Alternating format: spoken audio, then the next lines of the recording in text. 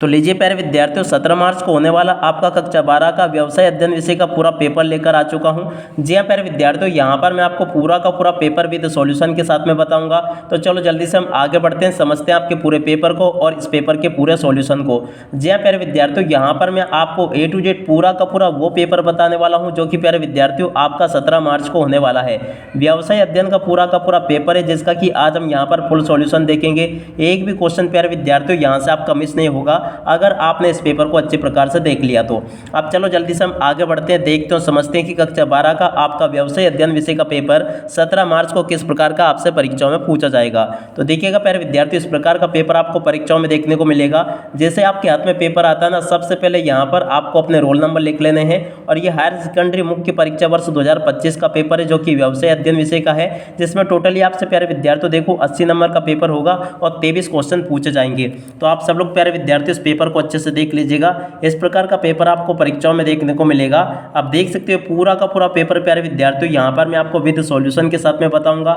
यहाँ पर आप लोग देख सकते हो ये निर्देश आपको दिए गए हैं, तो इन निर्देशों को आप लोग अच्छे से पढ़ लेना। अब पूरा का पूरा पेपर समझ लेना। अब चलो जल्दी से हम आगे बढ़ते हैं, समझते हैं आपके पूरे पेपर को और इस पेपर के पूरे सॉल्यूशन को, ताकि प्यारे विद्यार्थियों आपको ये पूरा का पूरा पेपर अच्छे प्रकार से समझ में आ सके और आप सब लोग प्यारे विद्यार्थियों अपनी परीक्षाओं में टॉप कर सकें। तो देखिएगा इस प्रकार का पेपर आपको परीक्षाओं में देखने को मिलेगा, देख सकते हो। इसी प्रकार का पूरा पेपर आपको परीक्षाओं में देखने को मिलेगा। A to Z सभी के सभी क्वेश्चन के आंसर मेरे द्वारा यहाँ से आपको बताए जाएंगे। तो चलो जल्दी से हम आगे बढ़ते हैं, समझते हैं आपके पूरे पेपर को और इस पेपर के पूरे सॉल्यूशन को। तो देखिएगा प्यारे विद्यार्थियों, इस प्रकार के क्वेश्चन आपके पेपर में परीक्षाओं में पूछे जाएंगे। पहला क्वेश्चन देख सकते हो यहाँ पर पूछा, प्रबंध का प्रथम कार्य है। तो देखो इसका प्रथम कार्य नियोजन। और अब अगला क्वेश्चन पढ़ते हैं, निम्नलिखित में से कौन सा सामाजिक पर्यावरण का एक उदाहरण है। तो देखो परिवार का गठन, ठीक है। और अब अगला क्वेश्चन, नियोजन का मुख्य उद्देश्य है। तो देखो प्यारे विद्यार्थियों, नियोजन का मुख्य उद्देश्य है संसाधनों का अपव्यय रोकना, ठीक है। और अब अगला क्वेश्चन पढ़ते हैं जो कि यहाँ पर आपको दिया गया, देख सकते हो, निम्नलिखित में से किसका योजना से संबंध नहीं है। तो देखो अभिप्रेरणा का योजना से संबंध नहीं है। और अब अगला क्वेश्चन, चालू संपत्तियां वे संपत्तियां होती है जो रोकड़ में परिवर्तित होती है। तो देखो एक साल के अंदर जो रोकड़ में परिवर्तित होती है उन्हें हम चालू संपत्तियां कहते हैं। और अब अगला क्वेश्चन, विपणन है। तो देखो प्यारे विद्यार्थियों, विपणन क्या है। तो देखो उत्पाद उन्मुखी विपणन है। यहाँ से आप लोग इस क्वेश्चन के आंसर को देख लो। तो देख सकते हो प्यारे विद्यार्थी, इस प्रकार से सभी के सभी क्वेश्चन के आंसर मैंने आपको यहाँ पर बता दिए। उसके बाद में देखो अब आगे आपके पेपर में क्वेश्चन इस प्रकार से आपसे पूछे जाएंगे और इसके बाद के जो क्वेश्चन है ना, उन क्वेश्चन के आंसर को भी आप लोग यहाँ से देख लो। A to Z सभी के सभी क्वेश्चन के आंसर मैं यहाँ से आपको बताऊंगा। प्रश्न नंबर 2 में आपको रिक्त स्थान देखने को मिलेंगे, तो रिक्त स्थानों को भी आप लोग देख लो और अच्छे से समझ लेना। पहला क्वेश्चन लिखा, प्रबंध के सिद्धांतों की रचना द्वारा की जाती है। तो देखो प्रबंधकों के अनुभव के द्वारा की जाती है। और अब अगला क्वेश्चन, चयन प्रक्रिया का प्रारंभिक चरण है। तो देखो प्रारंभिक जांच इसका प्रारंभिक चरण होगा। और अब अगला क्वेश्चन, लाभांश में वृद्धि से अंशों की कीमत में होती है। तो देखो वृद्धि होती है। और अब अगला क्वेश्चन, भारार्पण का आशय सौंपना है। तो देखो अधिकार सौंपना है। और उसके बाद में जो क्वेश्चन दे रखे हैं आप लोग देख लीजिएगा, सेबी का मुख्यालय में स्थित है। तो देखो मुंबई में स्थित है। और इसके बाद में जो क्वेश्चन लिखे हैं, अच्छे पैकेजिंग से माल में सुविधा होती है। तो देखो संरक्षण में सुविधा होती है। और उसके बाद में जो क्वेश्चन दिए गए ना, देख सकते हो यहाँ पर, लेबलिंग लोगों के लिए अनुपयोगी है। तो देखो निरक्षर लोगों के लिए लेबलिंग अनुपयोगी है, इसका राइट आंसर यह आ जाएगा, ठीक है। इस प्रकार से आप सब लोग इन क्वेश्चन के आंसर को देख लीजिएगा। टोटली सभी के सभी क्वेश्चन के आंसर मेरे द्वारा यहाँ से आपको बताए जा रहे हैं। उसके बाद में देखो प्रश्न नंबर 3 में आपको जोड़ी पूछी जाएगी। तो जोड़ी के मिलान को आप लोग यहाँ से देख लीजिएगा। आप देखते हैं कि जोड़ी के मिलान आपको परीक्षाओं में किस प्रकार से कर आना होगा। तो देखो प्यारे विद्यार्थियों, जोड़ी में आपको पहली जोड़ी पूछी, पदोन्नति की जोड़ी आंतरिक स्रोत से मिल जाएगी। अभिप्रेरणा की जोड़ी मिल जाएगी एक सामान्य प्रेरक प्रक्रिया से। और पर्यवेक्षण की कार्य की जोड़ी का मिलान अधिकारी द्वारा किया जाता है। वृत्ति की जोड़ी मिल जाएगी प्रशिक्षु से। और एक मार्ग की जोड़ी का मिलान कृषि उत्पादन से। और हार मार्ग की जोड़ी का मिलान स्वर्ण आभूषण से। तो इस प्रकार से प्यारे विद्यार्थियों आप लोग जोड़ी के मिलान को कंप्लीट कर लीजिएगा।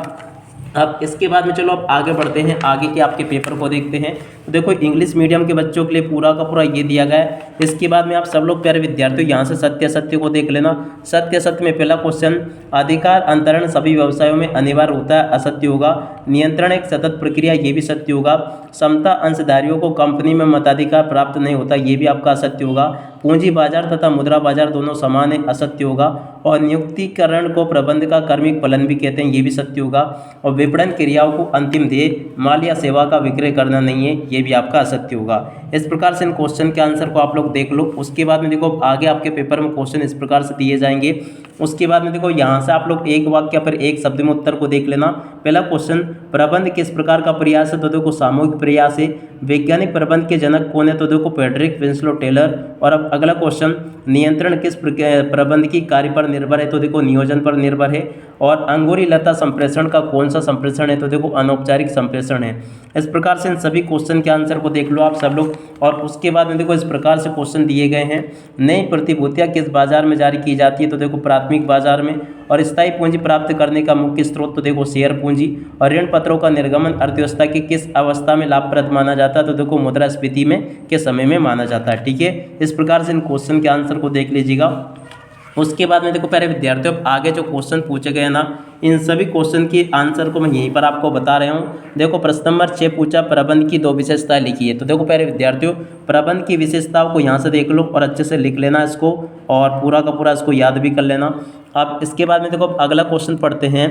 यहाँ पर जो कि दे रखा है आप सब लोग देख सकते हो, प्रबंध एक पेशा है, समझाइए। तो देखो प्यारे विद्यार्थियों, प्रबंध एक पेशा है, इस क्वेश्चन के आंसर को यहाँ से आपको लिख देना और पूरा का पूरा याद कर लेना। ठीक है ना, प्रश्न नंबर 7 का उत्तर ये होगा। और 7 के बाद में देखो आगे बढ़ते हैं। अगला क्वेश्चन प्रश्न नंबर 8, व्यावसायिक पर्यावरण का अर्थ लिखिए। तो देखिएगा प्यारे विद्यार्थियों, व्यावसायिक पर्यावरण का अर्थ क्या होता है, इस क्वेश्चन के आंसर को यहाँ से देख लो और पूरा का पूरा इसको याद कर लेना। ठीक है, उसके बाद में देखो इसका अत वाला क्वेश्चन, आंतरिक पर्यावरण। तो देखो इस क्वेश्चन के आंसर को यहाँ से देख लो और पूरा का पूरा याद कर लेना। इसका आंसर भी मैंने आपको अच्छे से बता दिया। ठीक है, और उसके बाद में देखो अगला क्वेश्चन पढ़ते हैं, प्रश्न नंबर 10, जिसमें कि पूछा नियोजन एक सतत प्रक्रिया समझाइए। तो देखो प्यारे विद्यार्थियों, नियोजन एक सतत प्रक्रिया है, इस क्वेश्चन के आंसर को यहाँ से देख लो। ये पूरा का पूरा मैंने आपको आंसर बता दिया। उम्मीद करता हूँ कि इसका क्वेश्चन का आंसर भी आपको अच्छे से समझ में आ गया होगा। यहाँ तक के सभी क्वेश्चन के आंसर मैंने आपको बता दिए हैं। अब चलो इसके बाद में हम आगे बढ़ते हैं, आगे सभी क्वेश्चन देखते हैं। तो देखो प्रश्न नंबर 11, संगठन के 2 उद्देश्य लिखिए। तो देखो प्यारे विद्यार्थियों, संगठन के 2 उद्देश्य क्या क्या है, इन क्वेश्चन के आंसर को यहाँ से देख लो और अच्छे से इसको याद भी कर लेना। ठीक है, ये भी मैंने आपको बता दिया। और उसके बाद में देखो अगला क्वेश्चन प्रश्न नंबर 12, अनौपचारिक संगठन से क्या आशय है। तो देखो प्यारे विद्यार्थियों, अनौपचारिक संगठन से क्या आशय, इस क्वेश्चन के आंसर को यहाँ से देख लो और अच्छे से इसको याद भी कर लेना। इसका आंसर भी मैंने आपको बता दिया। 13वां क्वेश्चन पढ़ते हैं, लेबलिंग क्या है। तो देखो प्यारे विद्यार्थियों, लेबलिंग क्या है, इस क्वेश्चन के आंसर को देख लीजिएगा और इसको पूरा का पूरा याद कर लो। इसका उत्तर भी मैंने आपको बता दिया। तो देख सकते हो प्यारे विद्यार्थियों, अभी तक हम प्रश्न नंबर 13 तक के सभी क्वेश्चन के उत्तर देख चुके हैं। अब इसके बाद में देखो हम यहाँ पर पढ़ते हैं प्रश्न नंबर 14, उपभोक्ता संरक्षण से क्या आशय है। तो देखिएगा प्यारे विद्यार्थियों, उपभोक्ता संरक्षण से क्या आशय है, इस क्वेश्चन के आंसर को यहाँ से देख लो और पूरा का पूरा इसको याद भी कर लेना। ये प्रश्न नंबर 14 का उत्तर रहा। ठीक है, अब 14 के बाद में देखो प्यारे बच्चों अगला क्वेश्चन पढ़ते हैं, प्रश्न नंबर 15, उपभोक्ता के कोई 2 अधिकार लिखिए। प्रश्न नंबर 15 आपसे पूछा गया है। तो देखिएगा प्यारे विद्यार्थियों, प्रश्न नंबर 15 के उत्तर को यहाँ से देखकर लिख देना। ये मैंने आपको पूरा का पूरा क्वेश्चन और उस क्वेश्चन का आंसर अच्छे से बता दिया। ठीक है, प्रश्न नंबर 15 का उत्तर ये रहा। और 15 के बाद में चलो अब आगे बढ़ते हैं, अगला क्वेश्चन पढ़ते हैं, प्रश्न नंबर 16 पढ़ते हैं, मौद्रिक और अमौद्रिक अभिप्रेरण में अंतर बताइए। तो देखिएगा प्यारे विद्यार्थियों, प्रश्न नंबर 16 का उत्तर यहाँ से देख लीजिएगा। प्रश्न नंबर 16 का पूरा उत्तर मैंने आपको ये समझा दिया। ठीक है ना, तो प्रश्न नंबर 16 का उत्तर ये लिखा है। 16 के बाद में चलो अब आगे बढ़ते हैं, प्रश्न नंबर 17 को देखते हैं, नियंत्रण की किन्हीं 3 विशेषताओं का वर्णन कीजिए। तो देखो प्यारे विद्यार्थियों, नियंत्रण की विशेषताओं को यहाँ से देख लीजिएगा। ये नियंत्रण की विशेषताएं लिखी है, आप लोग अच्छे से देख लो इसको और याद कर लेना।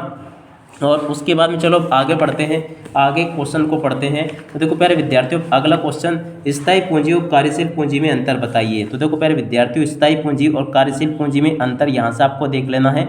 यहाँ पर मैं आपको पूरा का पूरा इस क्वेश्चन का आंसर भी बताऊंगा। तो देखो स्थायी पूंजी और कार्यशील पूंजी में इस प्रकार से आपको अंतर देख लेना है। ठीक है ना, ये स्थायी पूंजी और कार्यशील पूंजी में अंतर लिखा पूरा। और उसके बाद में देखो अगला क्वेश्चन पढ़ते हैं, प्राथमिक और द्वितीयक बाजार में अंतर लिखिए। तो देखो विद्यार्थी, प्राथमिक और द्वितीयक बाजार में अंतर ये लिखा है, इसको भी आप लोग देख ले अच्छे से और पूरा का पूरा इसको याद कर लेना। प्रश्न नंबर 19 का पूरा उत्तर मैंने आपको ये बता दिया। उसके बाद में देखो प्रश्न नंबर 20, टेलर के प्रबंध के सिद्धांतों को समझाइए। तो देखो प्यारे विद्यार्थियों, टेलर के प्रबंध के सिद्धांत क्या लिखे हैं आप लोग देख लीजिएगा। ये टेलर के प्रबंध के सिद्धांत आपको बता दिए मैंने, ठीक है, इनको आप लोग अच्छे से देख ले, याद कर लेना। और अब अगला क्वेश्चन 21वां, नियोजन का महत्व लिखिए। तो देखो प्यारे विद्यार्थियों, नियोजन के क्या क्या महत्व होते हैं, इन क्वेश्चन के आंसर को देख लीजिएगा।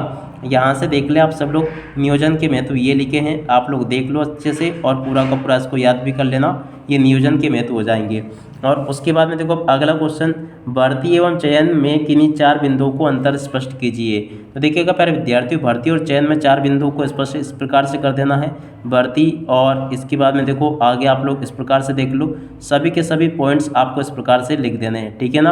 अब इसके बाद में देखो 23वां क्वेश्चन पढ़ते हैं, जो कि लास्ट क्वेश्चन है, विक्रय संवर्धन की किन्हीं 4 विधियों का वर्णन कीजिए।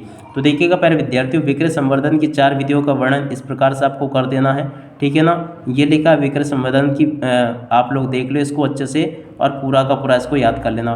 तो ये था पूरा का पूरा पेपर जो कि मैंने आपको अच्छे से बता दिया। अब इसी के साथ में इस वीडियो को यहीं पर पूरा करते हैं। नमस्कार, जय हिंद, जय भारत।